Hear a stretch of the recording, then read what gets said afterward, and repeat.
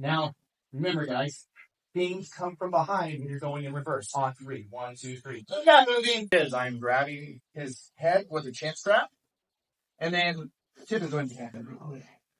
I'm going to do a C-clamp either against his bicep, or I'm going to do a meat hook behind his elbow, depending on what I'm looking to do. Now remember, just like in judo, I'm trying to set up a push-pull. I'm trying to get him to react to certain things. So I might want to push if I want to open him up to the first attack, right? I might want to pull to settle him in so I can get a different position, right? I'm looking for these different things. I'm applying pressure in different ways to see how I can open him up. A lot of times people forget that technique isn't static, all right? I have to set this up. I have to create an opening. So pushing, pulling, asking politely, all right? Calling his mom names, it's whatever. Okay, don't do that to cardio. Like your mom. I'm going to hit the chin strap right here. Nice and tight. I'm going to frame here. Now, there's a couple of views on how to add pressure, but it's always peanut butter, okay? I'm not trying to do pancake pressure. I'm driving him in, and I want to get in front of his trap. The reason why, if I'm on top of his leg, he peekaboo out pretty easy. All right, that's typical mistake that I see with beginner wrestling pressure, is that you're on top rather than driving in. Okay, if I'm like this even, and I'm putting pressure, he can peekaboo out. Okay, see how much movement he has? Now, I'm going to C-clamp into his traps, and I'm going to connect my hips to my core. I'm going to push into him here. Notice I'm breaking him down already. All right? Was that fun? Yeah. Yeah? Okay. So I'm going to do the C-clamp, but I'm going to do it with my trap. So I'm going to get behind it right here. Okay? Now, again, depending on what I'm setting up, I'll either have a C-clamp on this bicep or pulling. Right? So since he's already got this gap here, it makes sense for me to pull, right? I'm going to pull this in. Now notice my leg positioning. I feel safe with my knee behind this trap, because if he shoots for a double right here, he's got to fight through that frame, right? The chin strap. Now, I'm being polite to him by resting my knee down, but you really should be adding pressure by pushing it, okay? Parallel hips, pushing this way, okay? Keep your hips parallel to the ground. Okay, so I'm here and I'm here. All right. Now, if he's in nice and tight, the pack doesn't work. So I'm going to go here. Now I'm going to do the same movement I did last. I'm going to push into him as he responds. I'm going to switch him and pull his head through. Punch his hand in. As I do that, you turn his head up. Slide my thumb over. Come over here, guys, so you can see what I'm doing. Okay. So I pull this up and my thumb comes out and I slide it. I push it down to the mat. You can drive here. Pull. Nice. A moment.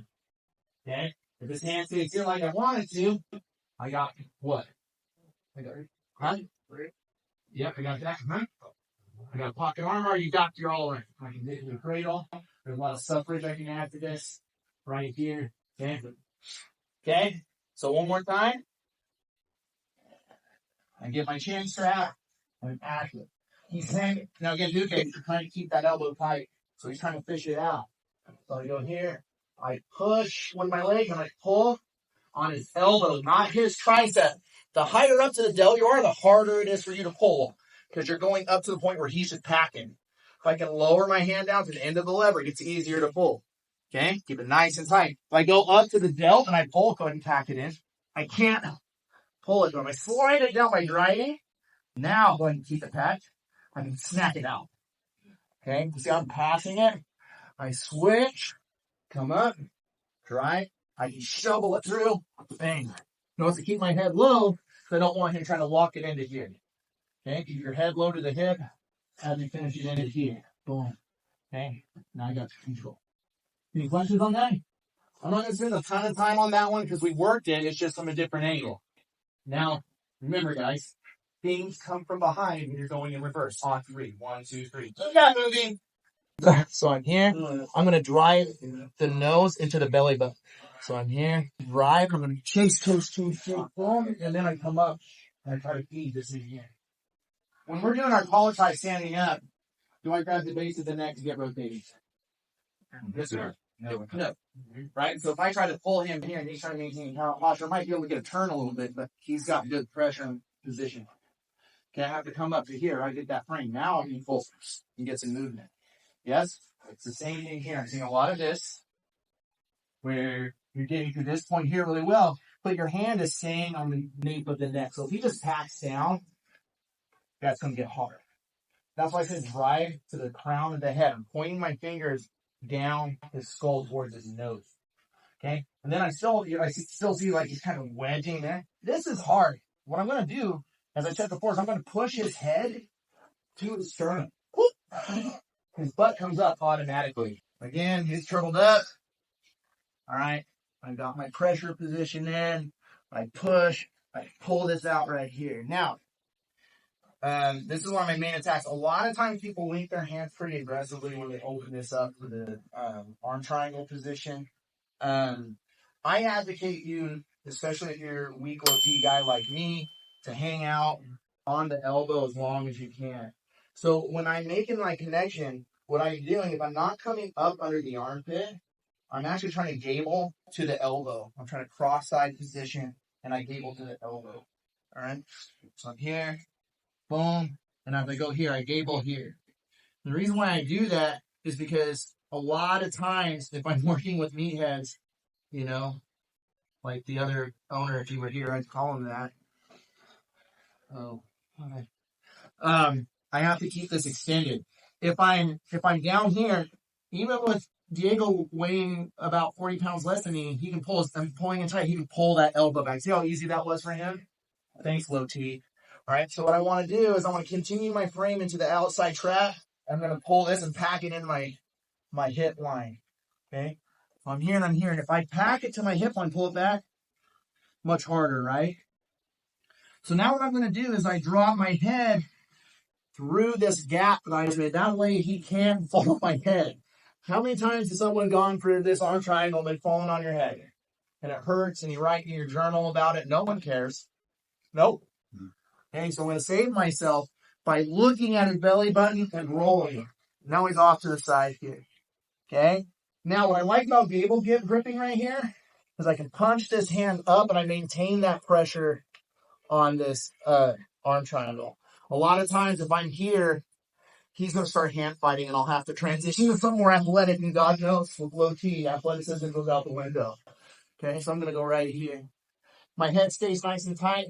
I'm going to punch that over. Now I'm going to walk up. What was that? What was that? Okay, got it. All right.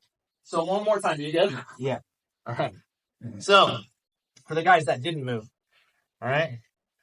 So I've gone here. Boom. I'm pushing, put back, or whatever. I set this up. I drive in and I pull here. I punch and I gable. I look under. Roll. Boom. Okay.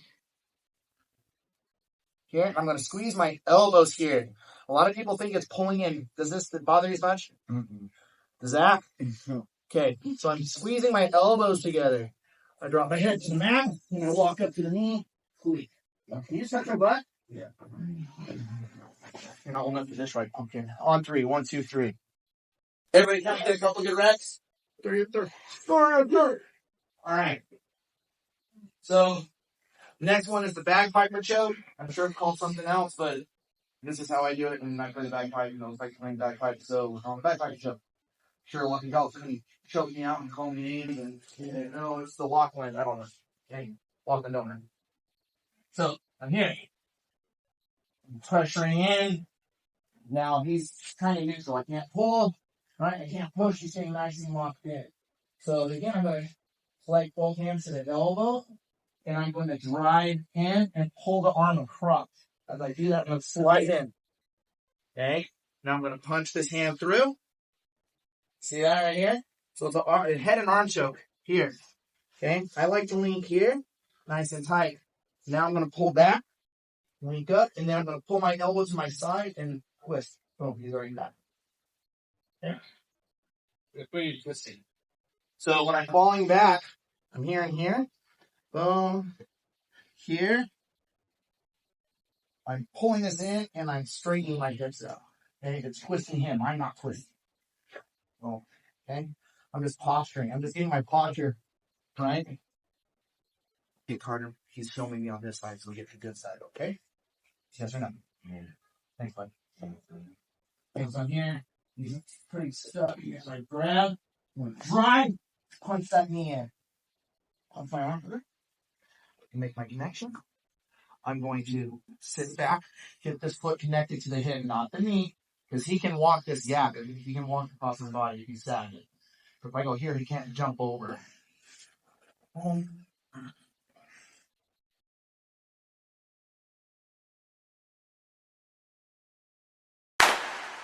Bye-bye.